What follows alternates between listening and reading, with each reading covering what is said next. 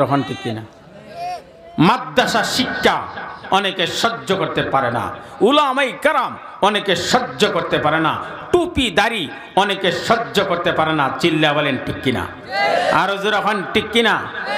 আমার পরিচয় আওয়ামী লীগ না, আমার পরিচয় বিএনপি না, আমার পরিচয় জামাত ইসলাম না, আমার পরিচয় জাতীয়বাদী এরশাদ না, আমার সবচেয়ে বড় পরিচয় হলো আমি একজন মুসলমান। আমার ধর্ম ইসলাম, আমার সংবিধান আল কোরআন। পরিষ্কার ভাষায় বলে দিতে চাই, গোটা বাংলাদেশে সকল স্থান হতে পারে, জায়গা হতে পারে, অবস্থান হতে পারে। পরিষ্কার ভাষায় বলতে চাই, বাংলাদেশে নাস্তিক মুতার জায়গা হবে না, নাস্তিক মুতার জায়গা বাংলাদেশে হবে না। চিল্লায়া বলেন ঠিক কিনা। সব সহ্য করতে পারে নাস্তিকরা, ইসলাম সহ্য করতে পারে না। সব সহ্য করতে পারে, কোরআন সহ্য করতে পারে না। সব সহ্য করতে পারে, মাদ্রাসা শিক্ষা তারা সহ্য করতে পারে না। আমরা বুকে হাত দিয়ে বলতে পারি, তোমরা যেভাবে আন্দোলন করেছো এভাবে তোমাদের পতন হয়েছে। বাংলাদেশে ইসলাম আছে, থাকবে, কোরআন আছে, থাকবে, বাংলাদেশে থাকবে না নাস্তিক আর মুরতাদ। الحمد لله نحمده ونستعينه ونستغفره ونؤمن به ونتوكل عليه ونعوذ بالله من شرور أنفسنا ومن سيئات أعمالنا من يهده الله فلا مضل له ومن يضلله فلا هادي له ونشهد أن لا إله إلا الله وحده لا شريك له وأشهد أن محمدا عبده ورسوله أرسله بالحق بشيرا ونذيرا وداعيا إلى الله بإذنه وسراجا وقمرا منيرا أما بعد فقد قال الله تعالى في كلامه المجيد وفي فرقانه الحميد أعوذ بالله من الشيطان الرجيم بسم الله الرحمن الرحيم يا بني أقم الصلاة وأمر بالمعروف وانهى عن المنكر واصبر على ما أصابك إن ذلك من عزم الأمور صدق الله العظيم وقال رسول الله صلى الله عليه وسلم الجهاد ماض إلى يوم القيامة أو كما قال عليه الصلاة والسلام اللهم صل على محمد وعلى آل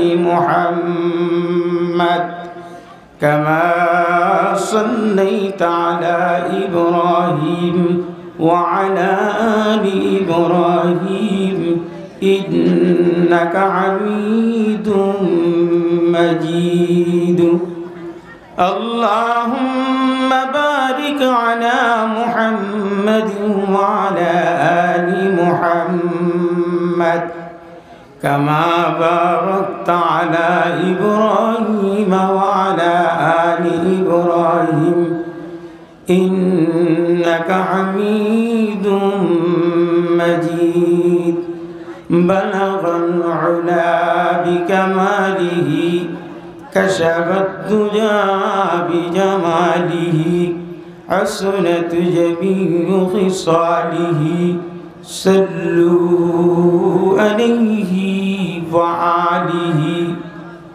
أحد کو سجایا ہے خون خندنا हुसैन की खून से रंगाया है करबला बलगल उला बिकमालिही कशफत दुजा बिजमालिही असनत जमीउ खिसालिही सल्लू अलैहि व आलिही अल्लाहुम्म सल्ली व सल्लिम व बारिक अलैहि अल्लाहु अल्लाह अल्लाहु अल्लाह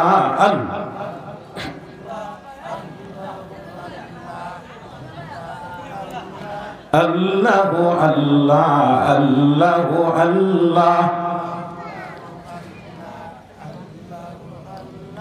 अल्लाहु अल्लाह अल्लाहु अल्लाह अल्लाहु अल्लाह अल्लाहु अल्लाह ला इलाहा इल्लल्लाहु मुहम्मदुर रसूलुल्लाह सल्लल्लाहु अलैहि वसल्लम।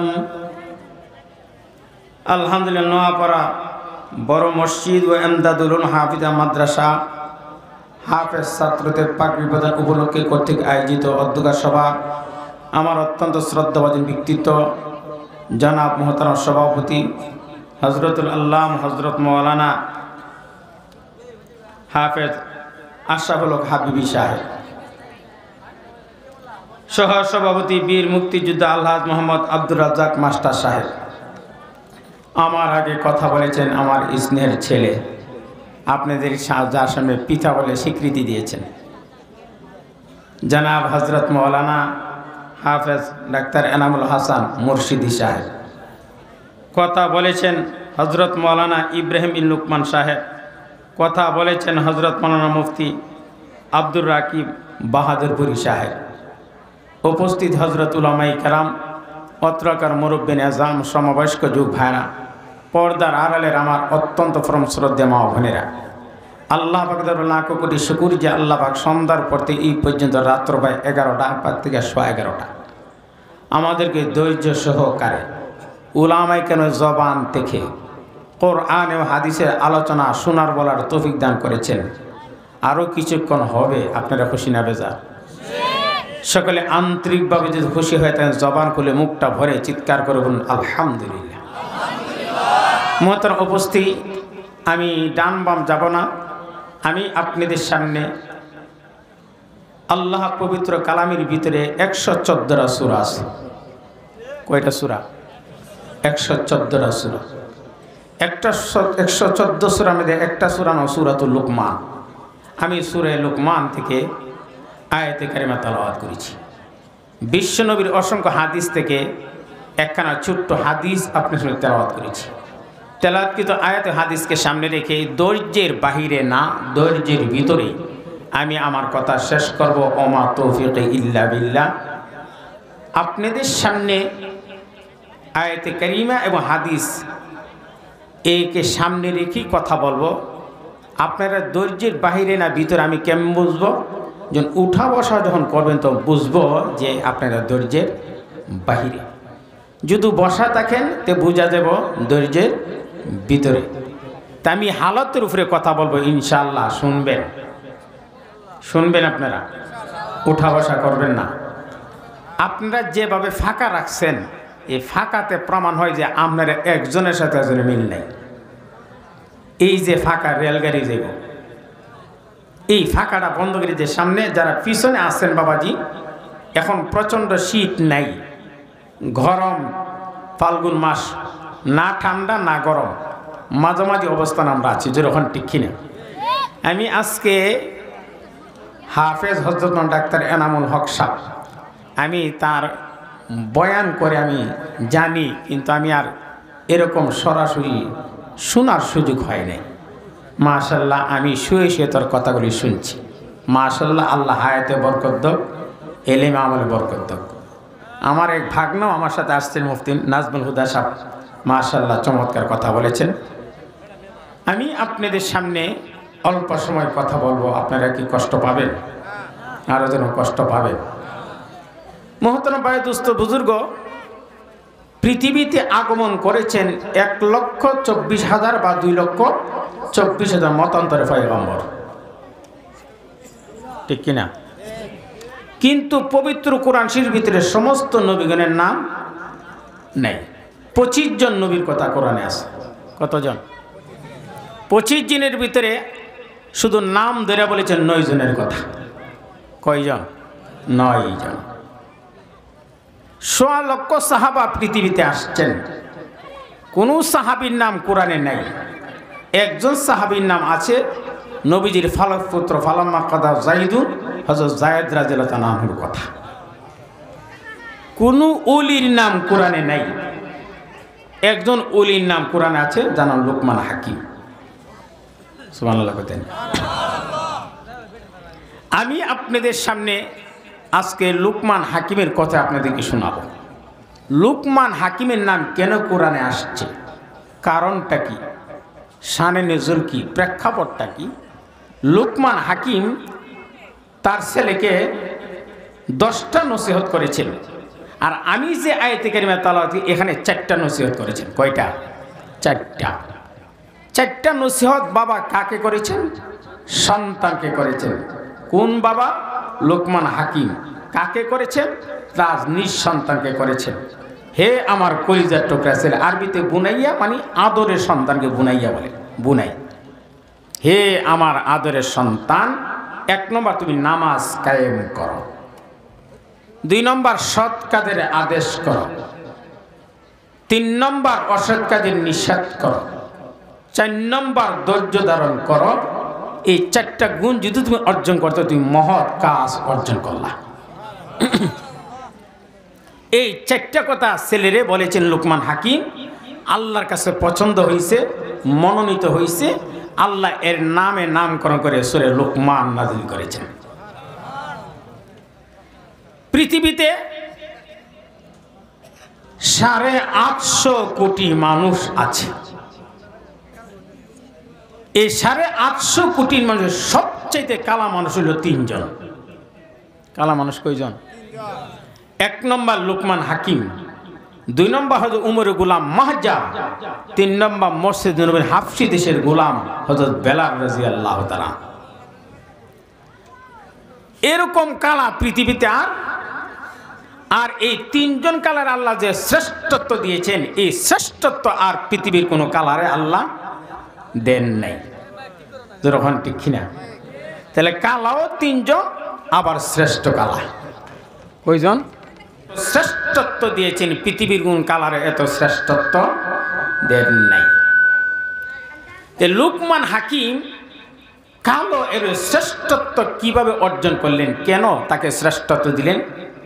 তাফসিরে মারিফুল কোরআনে মুফতি শফি সাহেব রহমতে লেখেন, লুকমান হাকিম শ্রেষ্ঠ হওয়ার 2 কারণ। কয় কারণ? 1 নম্বর, সে নজরের হেফাজত করেছে। 2 নম্বর, সে জবানের হেফাজত করেছে। মুফতি শফি সাহেব রহমতুল্লাহ তাফসিরে মারিফুল কোরআনে বলেন কয় কারণ শ্রেষ্ঠ হওয়ার? কয় কারণ? 1 নম্বর নজরের হেফাজত করেছেন, 2 নম্বর জবান হেফাজত করেছেন।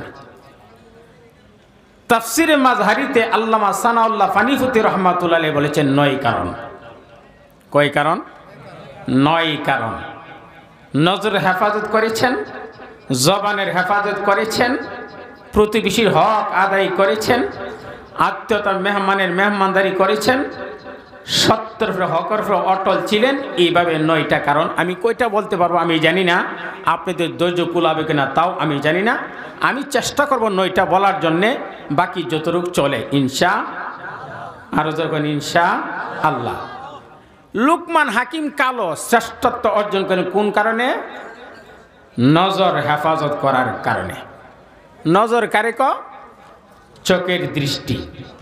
বুঝে থাকলে বলেন, আমাদের চোখের দৃষ্টি ডান বাম যাবে না নিচের দিকে? ডান বাম যাবে না মসজিদের দিকে? ডান বাম যাবে না মাদ্রাসার দিকে? ডান বাম যাবে না কোরআনের দিকে?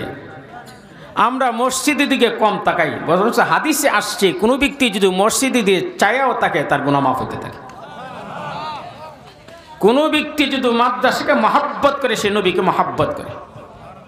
কোনো ব্যক্তি যদি তেলাওয়াত নাও জানে কোরআনকে যদি যারা চুমা দেয় তার গুনাহগুলি মাফ হতে থাকে। বলুন তো বেগানা মহিলার দিকে চাইলে কতটুকু সওয়াব? আর যখন সওয়াব না গুনাহ? বেগানা মহিলা যদি পর পুরুষের দিকে তাকা সওয়াব না গুনাহ? তাহলে পুরুষও যদি তাকা গুনাহ, নারীও যদি তাকা কি গুনাহ।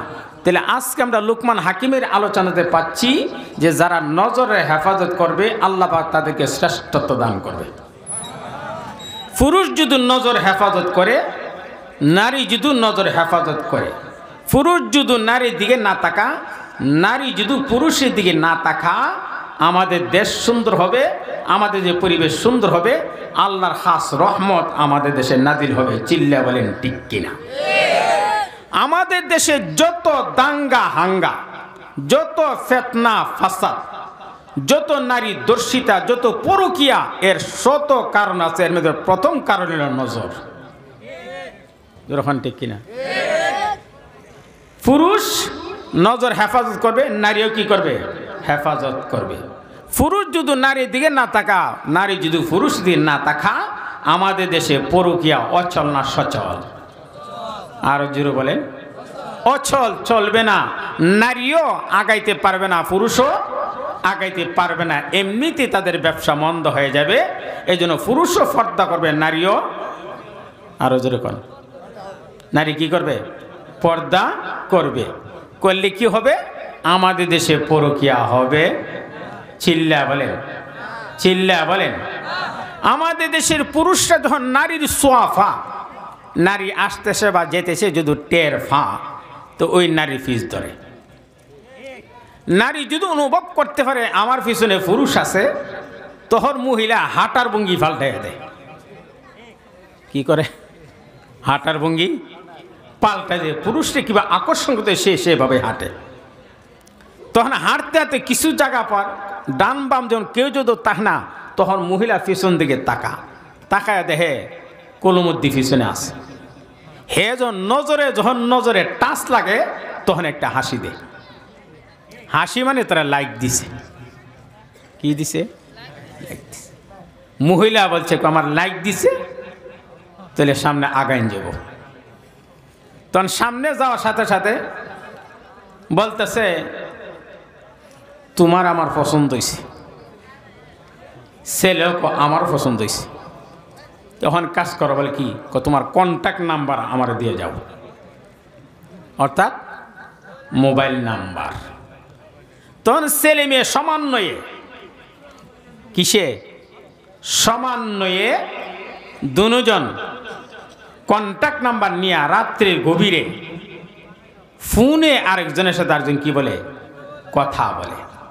কথা বলতে যা একটা সম্পর্ক হয়ে গেছে। এখন বলে তোমার যেমন টাকা প্রয়োজন আমারও টাকার প্রয়োজন, তোমার যেরকম পয়সার দরকার আমারও পয়সার দরকার।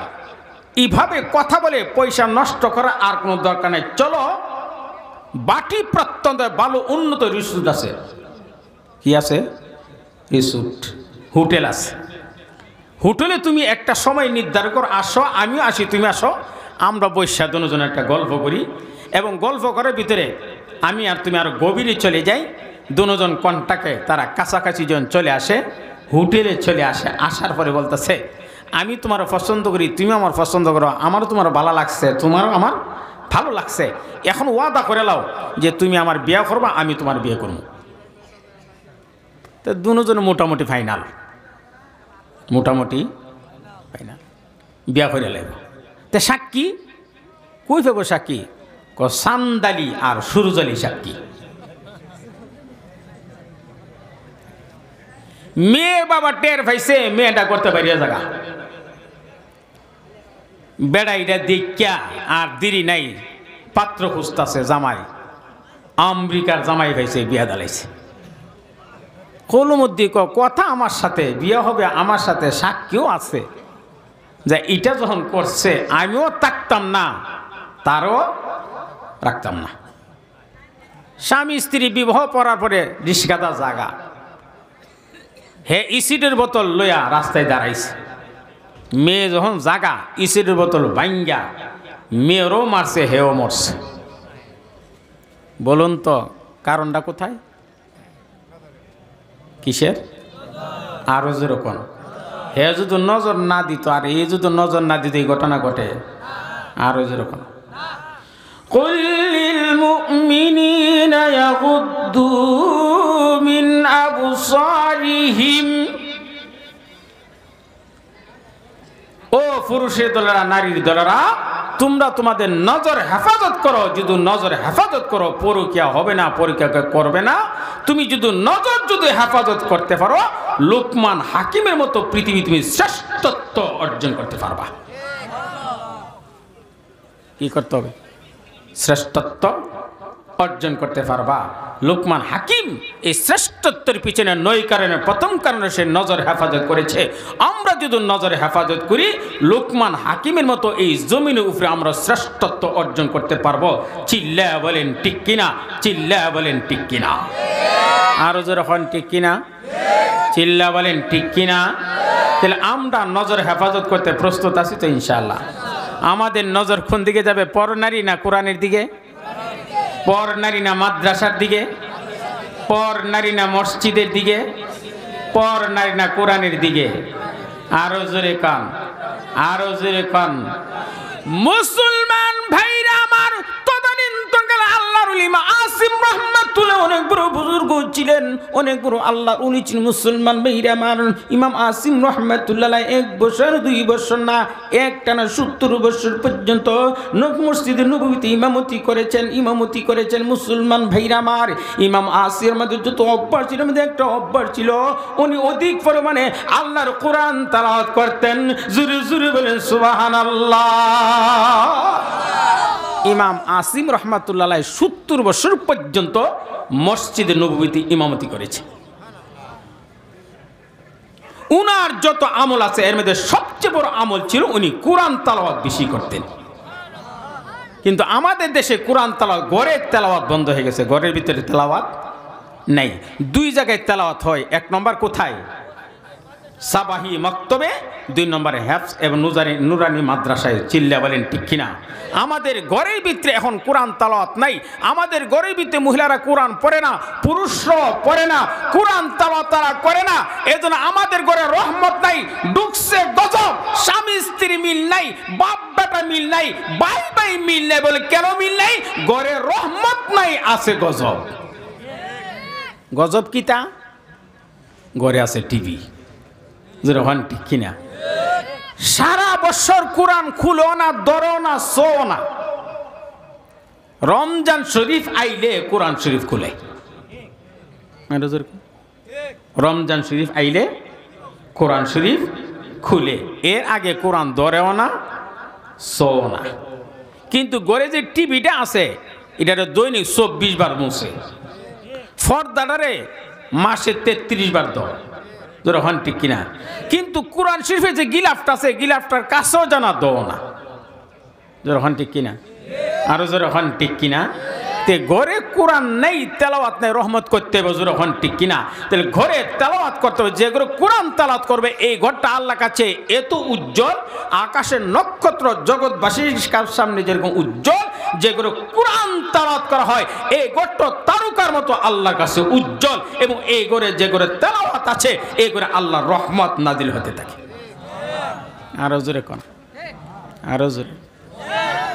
মুসলমান ভাইরা আমার, বলতেছিলাম ইমাম আসিম রহমাতুল্লাহ যত আমল কাম হচ্ছিল অধিক প্রিয় কোরআন তেলাওয়াত করতেন।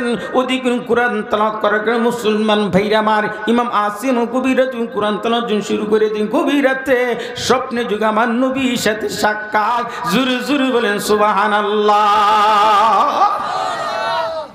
উনি অধিক প্রিয় কোরআন তেলাওয়াত করার কারণে স্বপ্নে যুগে নবীর সাথে সাক্ষাৎ। মুহাম্মদুর রাসূলুল্লাহ সাল্লাল্লাহু স্বপ্নে যুগে ইমাম আসিম রহমতের মুখে চুমা দিয়েছেন।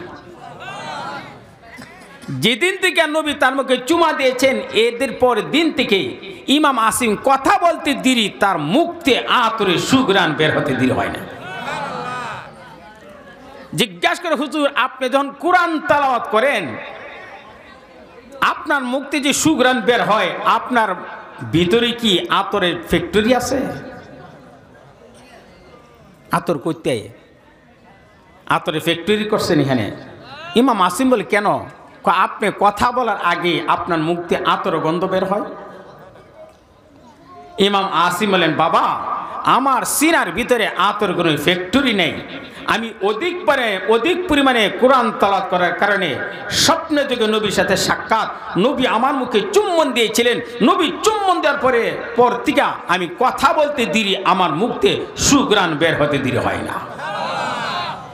আমাদের দেশে এই কোরআন শিক্ষা অনেকে সহ্য করতে পারে না, যখন ঠিক কিনা মাদ্রাসা শিক্ষা অনেকে সহ্য করতে পারে না, উলামায়ে কেরাম অনেকে সহ্য করতে পারে না, টুপি দাড়ি অনেকে সহ্য করতে পারে না। চিল্লা বলেন ঠিক কিনা? আরো যখন ঠিক কিনা? আমার পরিচয় আওয়ামী লীগ না, আমার পরিচয় বিএনপি না, আমার পরিচয় জামাত ইসলাম না, আমার পরিচয় জাতীয়বাদী এরশাদ না, আমার সবচেয়ে বড় পরিচয় হলো আমি একজন মুসলমান, আমার ধর্ম ইসলাম, আমার সংবিধান আল কোরআন। পরিষ্কার ভাষায় বলে দিতে চাই গোটা বাংলাদেশে সকল স্থান হতে পারে, জায়গা হতে পারে, অবস্থান হতে পারে, পরিষ্কার ভাষায় বলে দিতে চাই বাংলাদেশে নাস্তিক মুদ্রার জায়গা হবে না, নাস্তিক মুদ্রার জায়গা বাংলাদেশে হবে না। চিল্লায়া বলেন ঠিক কিনা?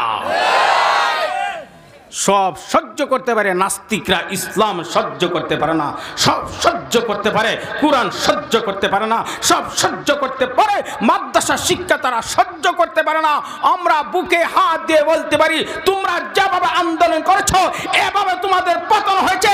বাংলাদেশে ইসলাম আছে, থাকবে, কোরআন আছে, থাকবে, বাংলাদেশে থাকবে না নাস্তিক আর মুরতাদ। যখন ঠিক কিনা? চিল্লা বলেন ঠিক কিনা? নাস্তিকরা চানা এদেশে মাদ্রাসা প্রতিষ্ঠা হোক, নাস্তিকরা চানা এদেশে আলেম উলামা কি হোক তৈরি হোক। এরা চানা, এরা চা দেশটা খ্রিস্টান হয়ে যাক, এরা চা দেশটা ইহুদি হয়ে যাক। অর্থাৎ আমরাই কি করে নেতৃত্ব দিব? না দাদা, তোমার নেতৃত্ব দেওয়ার সুযোগ নাই। মুসলমানের নেতৃত্ব দিব, ইতিহাসে মুসলমান নেতৃত্ব দিয়েছে, আমার মুসলমানের নেতৃত্ব দিব। কোন বাতিল শক্তি নেতৃত্ব দেওয়ার কোনো সুযোগ নাই। যখন ঠিক কিনা? আরো যখন ঠিক কিনা? পরিষ্কার ভাষা বলেন ঠিক কিনা? অনেকে বলে মৌলী ভুইয়া কি মৌলবিয়া কি গো বেতন পাবে ৫,০০০, হে দিব কি আর আমি আমার দিব কি? হে নিজে চলতারে না। তোমার বেতন ৩০,০০০, তোমার মাস শেষে কিস্তি আছে। হুজুর বেতন ১০,০০০, ১ টাকা কিস্তি নাই। তোমার টাকা যে বরকত, এর চেয়ে ডাবল বরকত হুজুরের টাকার মধ্যে। যখন ঠিক কিনা? হুজুরের বেতন কম, চলেও বালা, বেতন কম, খাও বালা, বেতন কম, ফরও বালা, বেতন কম, স্বাস্থ্য বালা। সবচেয়ে বড় সুবিধা হলো উলামায়ে কেরাম কোনো টেনশন নাই, কোনো চিন্তা নাই, ১২ মাস মানুষের বাচ্চা। হুজুর এখন চিন্তা আছে ১২ মাস আরো যেন কই খা মানুষের ভাই। রাজা বাসা কত টেনশন, কত চিন্তা। আমরা চাইরা না টেনশন নেই, তার কারণ আমরা বাইতে আমরা খাই ১২ মাস। আমরা চাউলে তেমন কিলন লাগে না, বাজার সাথে তেমন একটা করা লাগে না। কিন্তু সমস্যা হলো হুজুরে ভরা কায়দা, বেতন ৫০০, ৬ মাস বাহি বেতন ৫০০ বাকি। আরেক বেটা বেকায়দা ভরা, বেকায়দা বাংলা ইংরেজি, বেতন ৫,০০০, মাস শেষে ক্লিয়ার। আরো যেরকম মাস শেষে ক্লিয়ার। ইংলিশ মিডিয়া, গণিত মিডিয়া, বাংলা মিডিয়া, আরবি মিডিয়া কোনো দাম নাই। যেরকম ঠিক কিনা? আরো বলে কি মৌলবি পয়সাতে কিতা করতো, তুমি কিতা করবা? যখন ঠিক কিনা? অর্থাৎ মৌলবির টাকার দরকার নাই, মৌলবির ফেডও নাই, ফিডও নাই, যা ফিড আছে খালি সাফা। যখন ঠিক কিনা? চিল্লা বলেন ঠিক কিনা? আরো যখন ঠিক কিনা? মোহতারাম ভাই, দোস্ত, বুজুর্গ, একটা সন্তান যায় আজকে, যে সন্তানকে হাফিজ কোরআন, যাদের মাথায় পাগড়ি প্রদান করা হয়েছে, তারা গরিব অসহায়ের সন্তান হতে পারে, গরিব পরিবারের সন্তান হতে তাদের মর্যাদা কত তুমি জানো? তাদের তালা কত তুমি জানো? সর্বোচ্চ তুমি যদি কয়েক টাকার মাল হও 10 থেকে 20 তালা, এই হাফিজ কোরআন তালা কত তুমি জানো? কোরআনের আয়াতের সংখ্যা যত, হাফিজ কোরআনের তালা হবে তত। চিল্লায়ে বলেন সুবহানাল্লাহ।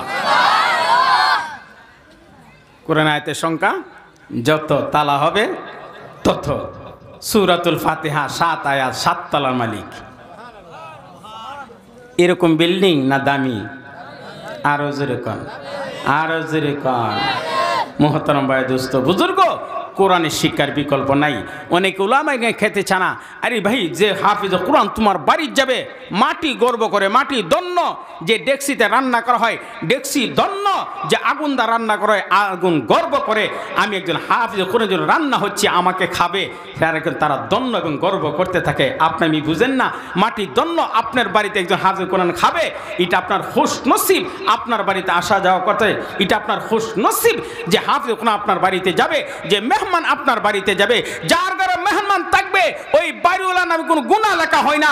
যার ঘরে মেহমান যাবে ওই বাড়িতে বরকত আসে। যারা মেহমানদারের কদর করবে কিয়ামতের মাঠে ইব্রাহিম নবীর সাথে আল্লাহর বেহেশতে থাকবে। কোন নবী? আরো জোরে কোন, আরো জোরে বলেন। মুসলমান ভাইরা আমার, বলতেন লুকমান হাকিম বলেন, আমি কালো, আমার মতো কালো কেউ হতে পারে না। পৃথিবীর শ্রেষ্ঠ কাল আমি কিভাবে হলাম, এরপর আমি কেন শ্রেষ্ঠত্ব অর্জন করলাম? আমার শ্রেষ্ঠত্ব নয় কেন? 1 নম্বর, কুল্লিল মুমিনিনা ইয়াগুদ্দু মিন আবসারিহিম। ও মুসলমান ভাইরা আমার, তুমি যদি শ্রেষ্ঠত্ব অর্জন করতে চাও, তুমি যদি আল্লাহর দামি হতে চাও, মুসলমান ভাইরা আমার, লুকমান হাকিম মতো তুমি নজরকে হেফাজত করো। তুমি যদি তাকওয়া অর্জন করতে পারো, তুমি আল্লাহকে ভয় করতে পারো, তুমিও পৃথিবীর লুকমান হাকিম দামি হয়ে যাইবা। জুরে জুরে বলেন সুবহানাল্লাহ। মুসলমান ভাইরা আমার নজর ডান বা হবে বলে আমার নজর ডান বাম যাবে না। আমি নিচে দিক তাকায় তাকায় চলবো, পরনার দিকে যাব না, পরনার দিকে তখন কোরআন তালাওয়াত করব। মুসলমান ভাইরা আমার, কোরআন তালাওয়াত তুমি না জানো, কোরআনকে যদি চুমু দাও, কোরআনকে যদি তুমি খুলে খুলে তুমি আল্লাহর কালামি কথা তুমি বলতে দাও, কাল কিয়ামতে তোমার পাশে কেউ থাকবে না, তোমার বন্ধু বান্ধব থাকবে না। সে মহা বিপদের দিন আল্লাহর কোরআন তোমার পাশে থাকবে। জুরে জুরে বলেন সুবহানাল্লাহ। आँखों में सजाया जाता हूँ, दूध की पिलाया जाता हूँ, फिर सुरमा लगाया जाता हूँ, आँखों में लगाया जाता हूँ।